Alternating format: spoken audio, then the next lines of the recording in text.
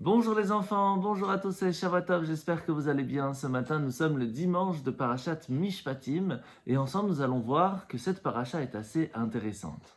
Parce que, lorsque la semaine dernière, nous avons reçu la Torah, les 10 commandements, en fait, cela ne s'arrête pas là. Dans les 10 commandements, il y a plus de 620 lettres, parce que Hachem va nous transmettre ce jour-là les 613 commandements et même les 7 mitzvot que les chachamim, les sages, les grands rabbis vont nous transmettre, comme par exemple la fête de Hanouka, la fête de Purim, le fait de faire Natilat Yadayim, etc. Et c'est pour cela que la parashat Mishpatim vient directement après la parashat Yitro. Parce qu'elle vient nous dire, attention, il n'y a pas que les 10 commandements, il y a plein d'autres choses encore à savoir.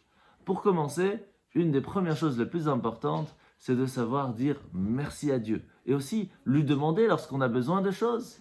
Et c'est ce qu'on appelle la tfila, la prière. Avant, cela se faisait au temple en donnant un cadeau, en donnant un animal, un sacrifice à Dieu. Et c'est étonnant parce que le peuple juif faisait les sacrifices et pourtant, des fois dans l'histoire, Hachem va se plaindre. Mais qu'est-ce que c'est que ça? Vous m'amenez des sacrifices, j'en ai pas besoin. Alors je comprends pas. Si t'as pas besoin, pourquoi tu me demandes de t'en amener? Alors pour comprendre ça, je vais vous raconter une histoire. Un jour, une personne voulait se construire une belle maison et demande à un architecte de lui faire une maison magnifique. Et il lui dit, je voudrais une porte marron, je voudrais des mezuzot de telle couleur, je voudrais des murs et des pierres de telle couleur, je voudrais ci, je voudrais ça.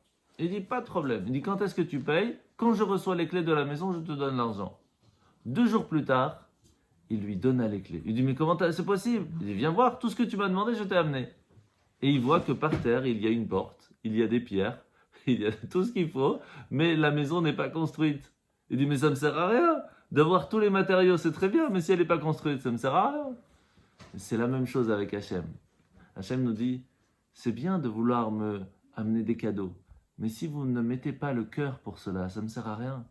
Si vous essayez de faire les mitzvot, c'est très bien, mais si vous n'y mettez pas le cœur, ça ne me sert à rien. Ce que je veux, c'est que vous venez avec le cœur, que vous me parlez, pas juste que vous dites des mots. Si vous ne comprenez pas ce que vous dites, ce n'est pas une prière, c'est juste un texte que vous lisez. Je veux que vous me parliez, je veux que vous soyez connectés avec moi. C'est ça que j'attends de vous. Et c'est ça, les enfants, qui est très important. Lorsque vous allez faire le Modéani, le Shema Israël, etc., sachez qu'il est important de comprendre ce que vous dites, parce que Hachem veut vous écouter, pas votre texte, votre cœur. Bonne journée les enfants, à demain.